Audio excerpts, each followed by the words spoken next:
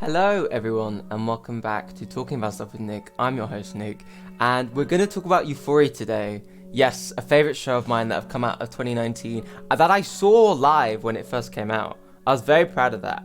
I felt very special. It was very monumental to me watching season 1 because I remember when I was in New York and we don't have HBO in England. But it was on and we had HBO in the hotel and I just watched it and I was like hooked instantly. It was so fucking good. I managed to watch nearly all the episodes, I think, like in the night. I remember eating pizza from 7-Eleven and watching it. Ugh. New York, man. Just sorry. I know that America's fucking corrupt and shit, but let me have a little dream for a bit, you know? Today, we're going to focus on Jules' episode. And I know Rue's episode was the first bridge episode of the two, but I wrote notes about Jules' episode. As you can see, pardon me, here, the notes, crinkly paper. Yeah, I think that these two episodes were amazing. It was such a big insight into the two main characters, Rue and Jules, and how we as an audience kind of supported this toxic relationship, but realized that, you know, both of them were toxic. Can we talk about something? Stan Twitter was so eager to come at Jules for no reason. At the end of the day, they keep forgetting that season 1 of Euphoria came from Rue's perspective. And I want to talk about this in my review of episode 1, Trouble Don't Always Last with Rue, but I want to just address it now while I talk about episode 2. Can we not paint Jules as the villain? Both of them had their flaws, okay? So yeah, that's what I'm gonna say.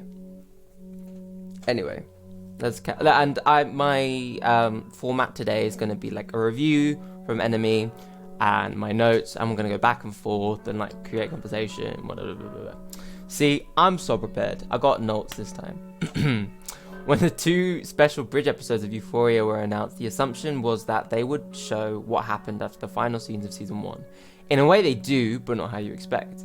The action takes place after the events of episode 8, but they look back on what we've already seen. Last month, it was Rue's turn to be put on the under the microscope in Trouble Don't Always Last, a searing portrayal of addiction. Now it's Jules' turn. To meet social distance requirements, the specials were pared back in terms of cast and crew. That's why we saw Rue's episode take place in the diner, where she was joined by sponsor Ali, Coleman Domingo. Coleman Domingo is amazing. He has so much talent and he's very, very, very, very underrated as a person and as an actor. And I believe he should be exposed more to the acting world because his portrayal of Ali, a firefighter who has done drugs and has been through the whole system of rehabilitation, like, I think it's really good how he's able to kind of distill that emotion from it and is able to just like channel all like his acting energy into that, and I love that. Jules' installment moves around a little but spends majority of the time in a therapist's office. This is the teen's first session and she's got a lot to unpack. We're not watching this because we know the trailer's just gonna make me cry. I don't think the production was scaled back because I think because Hunter Schafer, the person who plays Jules, she is an artist and she helped with the visual aspect of the episode and with ideas and helped write it because there was this she went on Jimmy Kimmel and talked about how she, instead of going to a mental hospital, she wrote this episode for Euphoria, and I'm just like, good for you, you know, channel that energy into that. I know, please get mental help if you do need it, please. Okay, just, I know we don't all have the luxury of writing an episode, but like, if you need it, please don't be put off of getting mental help. Anyway, I digress from that, but I like how she was just like, I like how close Sam Levinson is with the cast and everything, so they're able to connect and they're able to make stories well and they're able to just discuss about all whilst like being in like a very open and freeing space to just be like, hey, I want to talk about this in my episode, I want to talk about this, and they want to get to know each other because they need that emotional depth, because unlike Netflix, they appreciate putting like time and effort and emotion into their craft compared to many other productions. Fate, Wink Saga. But I do believe that this episode did have a big emotional punch, because I remember in Euphoria, a thing that stuck out to me is how Jules talks about femininity being a key part to her trans identity, and how she wanted to claim it, and how she wanted to conquer femininity, and she thinks she needed a man to kind of feel that way.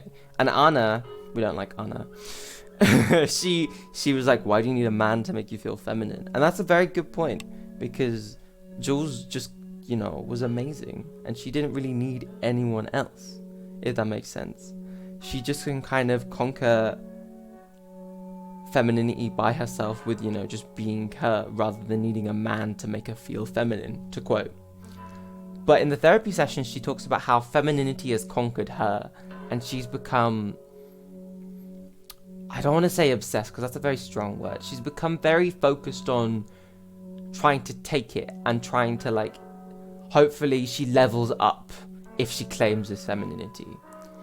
And in the episode, she talks about how she wants to stop hormone blockers, I think, which is basically when I don't know how to explain it, with puberty and stuff, because in the show she is 17, her voice will get deeper, but these hormone blockers stop that, and she wants to take it, and she wants to stop it. And at first I thought, shit, does she want to de-transition? Has femininity kind of got to her? I was scared shitless, not gonna lie.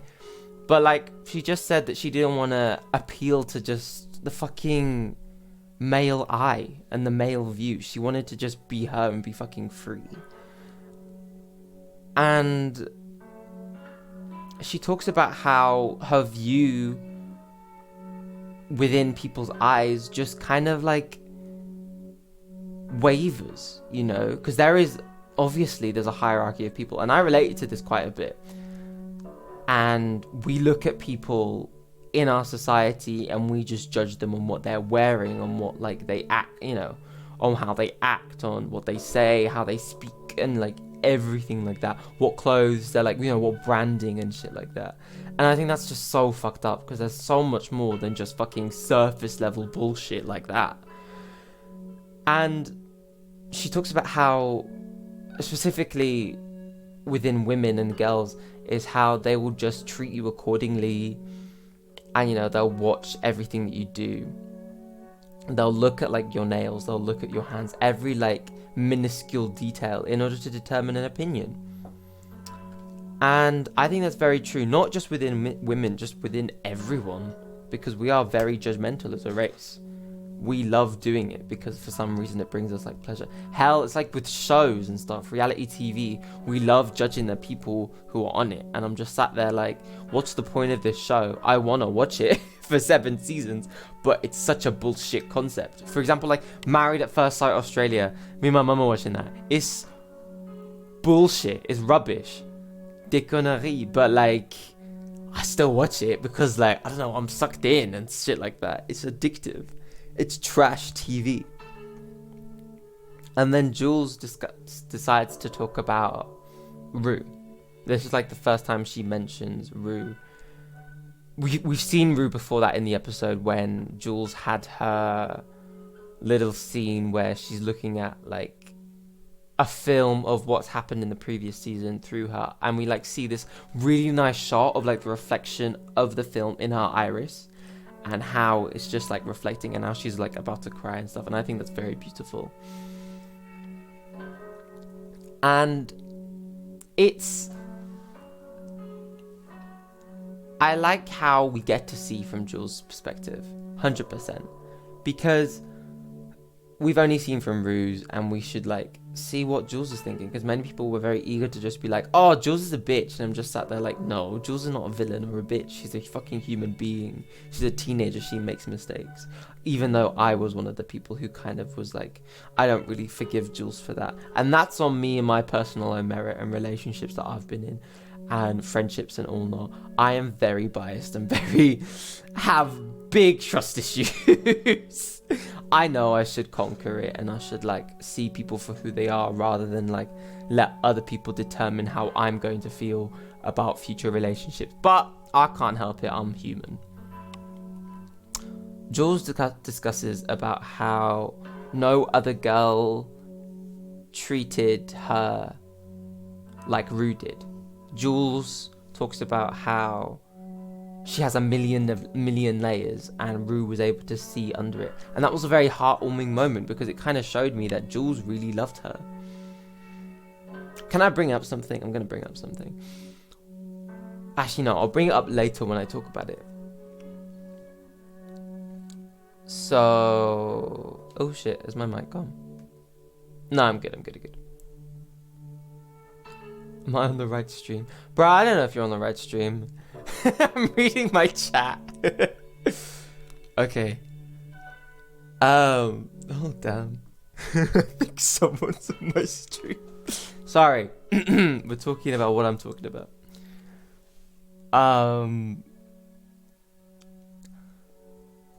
Jules talks about that and how like Rue kind of saw her for that, and like how she didn't need to like prove her femininity to Rue because Rue loved Jules for Jules, not for her look, not for her boobs, not for anything. It was just for her. And that was very sweet because Rue did love Jules, but then it kind of mutated into this like dependency, and it was horrible. Jules saw puberty as this like terrifying metamorphosis, and she's scared that she would like get stuck. Okay, I'm moving on because I want to talk about the femininity aspect, which was a very big theme within Euphoria, with this episode specifically. Hunter even said in the behind the scenes episodes, behind the scenes like clips and stuff on YouTube, that she like incorporated her own poetry and her own thoughts because, you know, this is a quote from the episode, that being trans is her own spiritual journey. It's nothing religious. It's nothing like, it's not for anyone else. It's for her. And Jules was scared of puberty because she thinks that puberty will, typically we see puberty as this thing that will make us flourish as human beings and like, you know, blossom. I hate that term so much. When people talk about puberty and think, oh, it's gonna make you blossom. Like, no, it's horrible. Your acne goes really bad. Don't even get me started on my acne. No, we're not talking about that. But back to Jules. Sorry, I was digressing. I'm digressing a lot. But Jules thought that being a man would restrict her femininity, and you know, that's why she wants to go off her blockers, because I feel like in this moment now she's realized that she doesn't need to fucking follow the male view of what feminine women look like. She can be whoever the fuck she wants. And one thing I liked was when Hunter was on the Jimmy Kimmel show, she's like, oh, I wanted to buy a truck because she wanted to contrast the two things of this really hard metal truck. It's really dirty and like really like fucking, you know, run down, but like really like, you know, like it has a very masculine vibe to it, as she described it. But then she'd come out looking all feminine and stuff and kind of, you know, contrast the two, like a juxtaposition. And I thought that was really beautiful and funny. I thought that's a great thing to do, is just to kind of challenge the fucking stereotypes put on by people in society that people must abide by due to their gender, you know. And she is right. She talks about gender being this like restricting thing when it comes down to like gender stereotypes, I mean.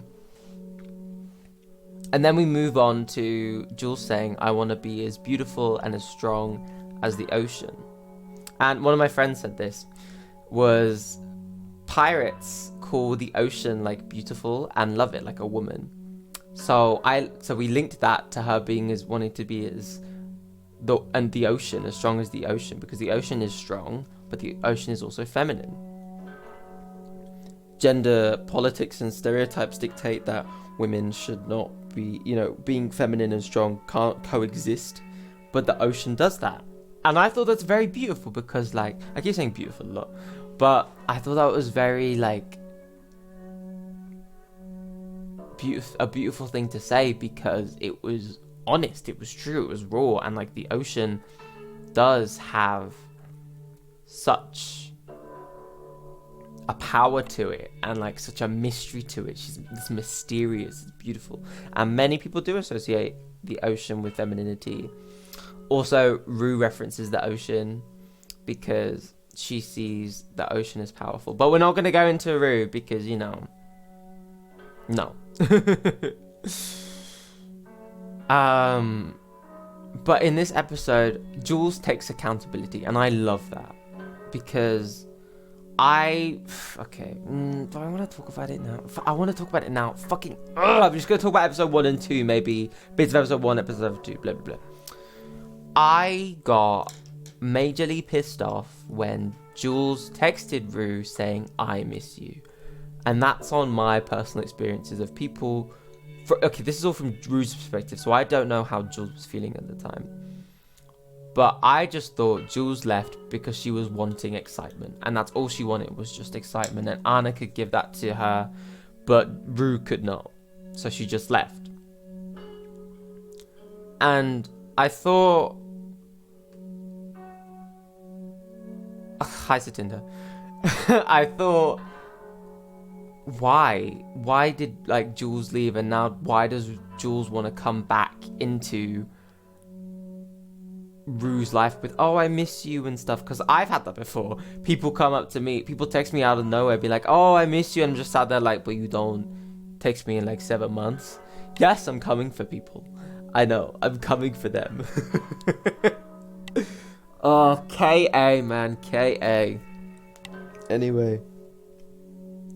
But in this episode, Jules talks about how her reasoning for leaving. She was drunk and she was panicking. And it's expanded upon later on why she was so ready to just leave.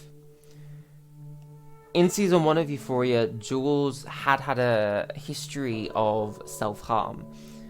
And it acted as her escape mechanism for her way of like releasing stress and tension from her. Which I get 100%. It's a very unhealthy way, but I understand why people who self-harm, why they do it, because they feel like they have no other option, no way of reaching out, and no way of kind of leaving.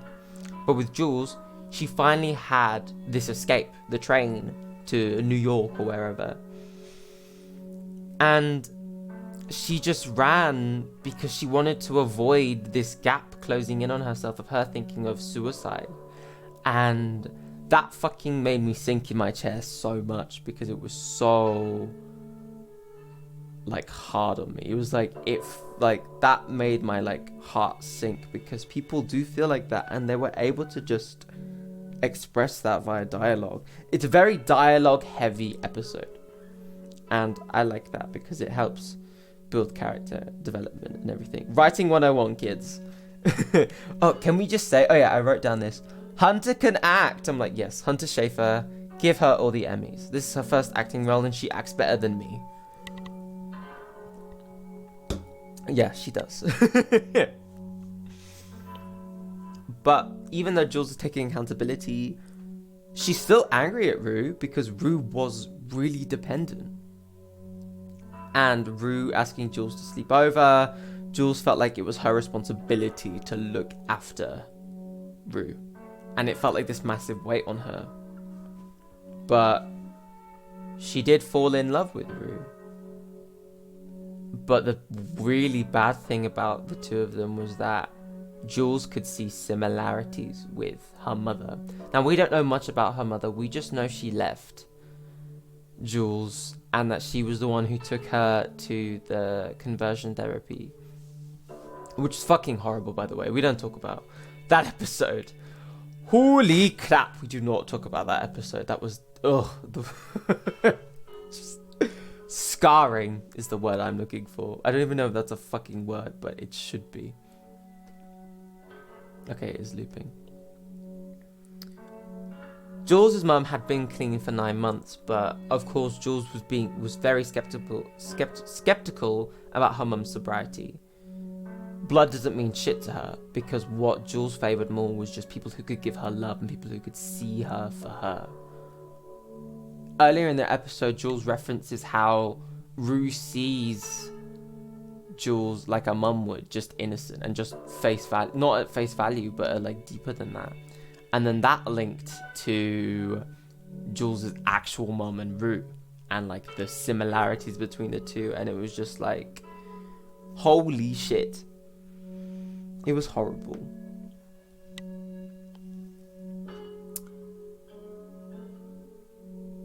Sorry, I'm just reading my notes. They're very hard to understand. And then she talks about Shy Guy 118 or 189 or whatever. And I quote, real life is a letdown, online is easier. And Jules talks about being vulnerable online and how she got to know Shy Guy, aka Nate Jacobs. Fuck Nate Jacobs. Better than she got to know Rue. And I was like, Jesus. Because in the first season I was like, oh, you fell in love with someone online? Damn, we didn't even see you talk to them for that long.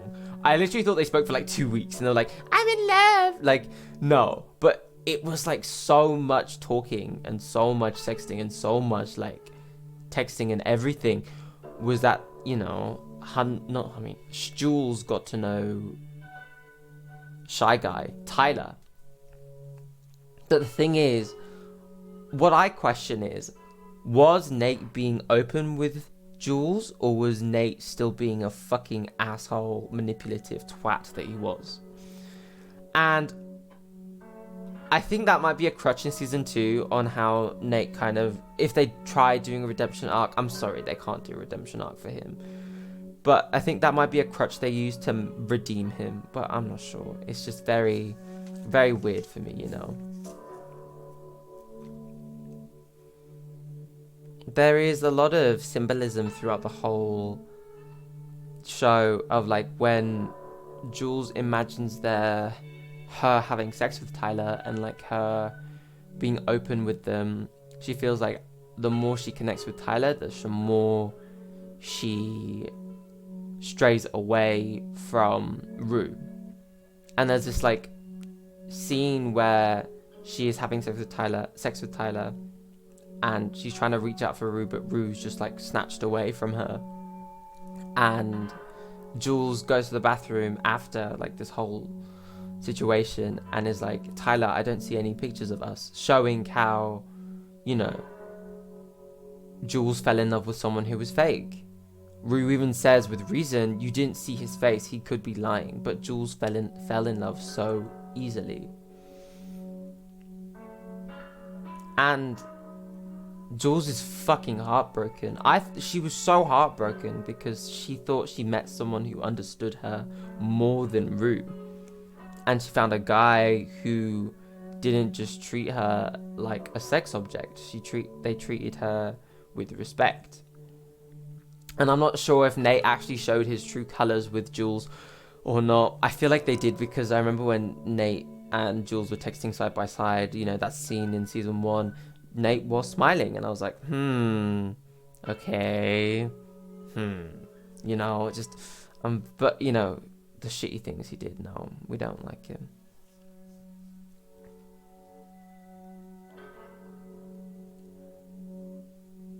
Jules understood that, I know I've taken lots of gaps, I apologize, your audio isn't working, but Jules understood that she was a reward for Rue being clean. And that was really toxic. And she sought for like sex and like affection from Tyler, you know, like the lust part of it. Not the lust, but like the sort of the sex part of a relationship. And she saw Rue was like the affection of like love and stuff. T Noir said that, I love T Noir, by the way, she's an absolute icon. That Rue could be asexual and is unable to provide this like sexual pleasure that Jules craves. And Jules really, really, really wanted to kiss Rue so many times. And that really made me go, aww. Because then I thought of the scene where Rue did kiss Jules and then all that shit like went downhill. So yeah, but then when Rue did actually kiss Jules, she froze. And Jules didn't want to make Rue think that she didn't love her, but I think she was just scared. I kind of thought it was this is gonna be kind of a theory thing, but how maybe Jules didn't know how to react because it was her first time with a girl, and that may have questioned her femininity and how valid she is being a woman, maybe because, you know, she had the belief that men made her feel feminine, and they provide, you know, and if she conquers men, she conquers femininity. But Rue challenged this and was like, hey, I'm a woman, mwah. You know, and it kind of, I think it just scared Jules. It may have been kind of like internalized homophobia potentially. I'm not sure though.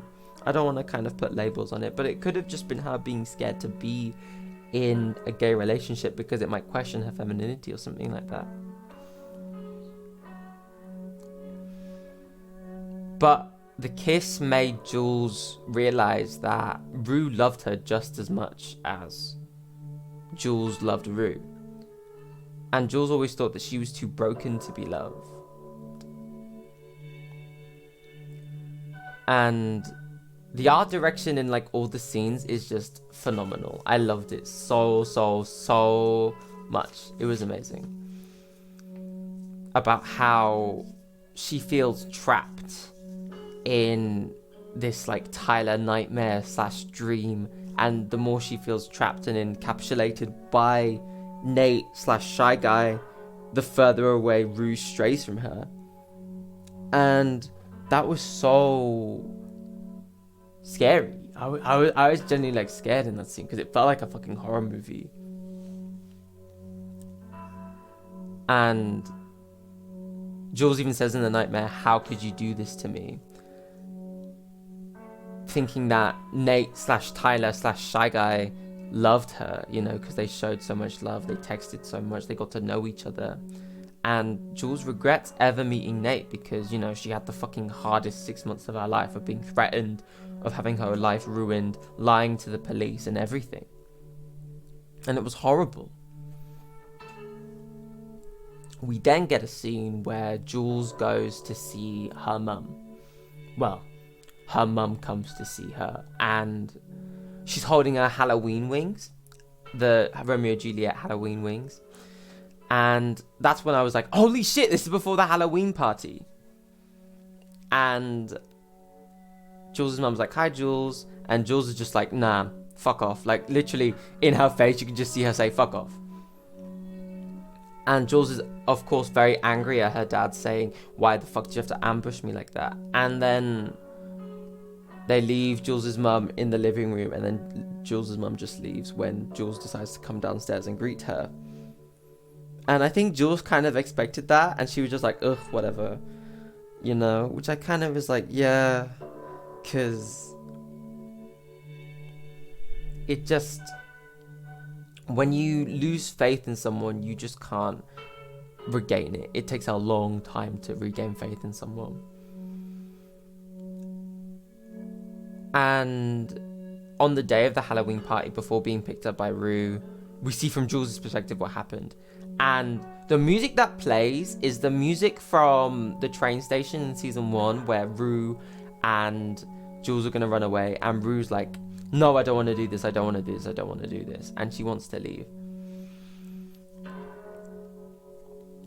And I think that kind of, you know, that kind of mirrors the scene with Jules' mum. Jules' mum runs away from her mum and just like, no, I don't want to put up with her. She's like, no. But Jules runs away from Rue in order to escape having to associate her with her mum and like have this relationship that she genuinely cherishes turn into Jules and Jules' mum. It's like dynamic. And I think that was a really good mirror, I think, but I don't know if it is true. I don't know. This is me like theorizing and seeing and analysis, you know. And the song that plays at the train station is the same song that plays when Jules' dad finds out that Jules' mom has drank loads, and, you know, they found bottles in her room and stuff, and then Jules just leaves. And Jules is sad. And now Rue thought, oh, she's sad because about the Nate thing. No, Jules is sad about her mum. That's why she was drinking so much at the Halloween party. That's why she was just like ready to just ignore everything, because she didn't want to be the support system anymore. She wanted just to be free and have fun. And I get that. But it was just like, when we all as an audience saw it, we were just like, holy shit, this is like scary. Jules has never been this out of control before. And then there's this like mini dream sequence where Jules has locked herself in the bathroom and her dad's like, come on, get out, you're 17, you can't do this. And Jules just leaves the bathroom and the camera pans down and we see Rue on the floor with pills.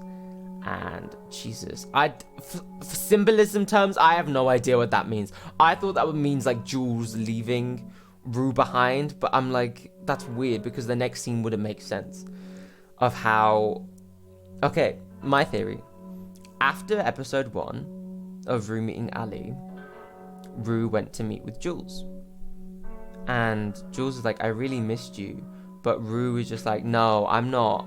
I think Rue doesn't accept Jules' apology at all, which I get, because at the end of the day, Rue has no idea what was happening in Jules' life and only believes that Jules left for excitement. That's it. And it's horrible because you can see just the pain in Rue's eyes of her being like, I still love you, but I can't forgive you for what you did to me. You put me through a lot of shit. But Rue just left. And how I can tell that Rue met Ali before meeting Jules is because it's raining at the end of Rue's episode, and then when she goes to see Jules, she's wet. So I'm just like, connect the dots. But overall, this episode was painful. It killed me. It hurt me. It made me cry so much. I was ready to just burst out into tears. But the ending is just Jules alone, lying on her bed, the camera panning far away, and it's raining, and she's just there crying, and there's like pan flutes played at the end, and it's just like alone, and I think that represents kind of just Jules feeling like she's alone now. But here's one thing. People were saying online, why doesn't Rue just forgive Jules? Jules apologized. She doesn't know anything about Jules' past. And, Jules didn't want to say anything about her mom because she was scared she might trigger Rue, which is understandable. And at the end of the day, we only see what Rue thinks, We only saw what Rue thinks. And Rue thinks that Jules just left because she didn't love her. And that's horrible. But I think Rue wants to get clean, and Rue wants to push away from Jules because Jules might be the new drug. You never know. Jules was seen as the new drug, Ali compared her to drugs in the first season, and I was like, yeah, because the dependency thing. A thing I saw as well is that whenever Rue felt unsafe, she would wear her jacket. But with many scenes with Jules, she was never wearing her jacket. And that was meant to symbolize how Rue felt safe around Jules and how they just felt, safe together, and, they had a very strong relationship.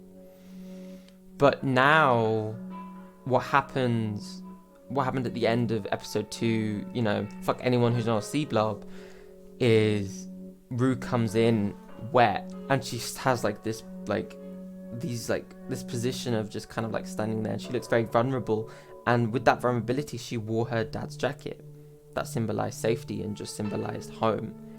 And a really heartbreaking thing, I think, is that before, Jules acted as a home, as a safe space for Rue, but unfortunately couldn't flourish into something better, and instead it diminished, and now Rue feels not safe and not comforted when around Jules because she's scared she's just going to be rejected again. And that's really fucking sad. That's the sad part. And I don't know how people can finish reviews of this episode without finishing off on a sad note. Oh my god, I'm so sad. My audio's up more than usual because I'm scared that no one can hear me. So, yeah, that's the end of my stream, because I know we didn't talk much about this, about Jules's emotional outpour, but oh yeah, they had liability by Lord. No, they don't just do that. That's another thing. No, because Jules does want to be with Rue, but I don't ship them together anymore because I want Rue to be sober. I want Jules to be confident with herself and being like, I know she's a bad bitch, but she still needs to be confident within herself. And I just want them to be happy. If they aren't together in season 2, that's fine. Just make them be friends or something, but just don't put them together. Let them fight their battles and succeed. Just stop shipping them. Stan Twitter, I'm talking to you. But yeah, I'm gonna stop before I go into a whole rant about Euphoria. I might do season 1 review, but I'm not that dedicated. But yeah, anyway, thank you for coming, anyone who did. This will be posted on YouTube as per usual. I haven't drank water in ages. Drink your water, kids, please. Okay, don't forget to drink water. But yeah, stay safe, wash your hands, and yeah, I'll see you in the next one.